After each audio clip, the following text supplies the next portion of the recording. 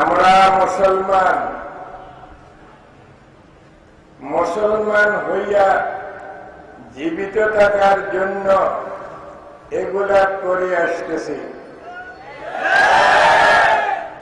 মুসলমান হইয়া দুনিয়ার থেকে যাইতে পারি মতো আমরা এগুলা করে আসতেছি।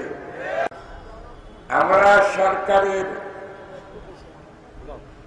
বিপক্ষে কোন কাজ করতেছি না। বড় সরকার যেটা আছে আল্লাহ আহকামুল হাকিমিন, ওই সরকারের আইন কানুন এই দেশে চালু করার জন্য আমাদের এই সংগ্রাম।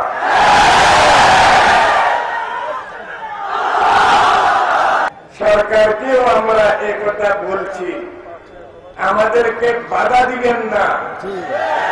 যদি বাধা দেন তো আমরা বলতে পারবো না মুসলমান সরকার, এইটা নাস্তিক সরকার।